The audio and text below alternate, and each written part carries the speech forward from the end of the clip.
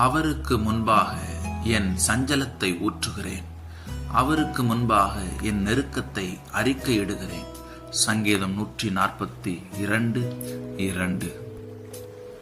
அநேகர் தங்கள் பிரச்சனைகளில், தங்கள் சிக்கல்களில் என்ன செய்வது, யாரிடம் போவது, யார் நம்முடைய பிரச்சனைக்கு தீர்வை கொண்டு வருவார்கள் என்கிற அறியாமையினாலே அநேகர் தவித்துக் கொண்டிருக்கிறார்கள்.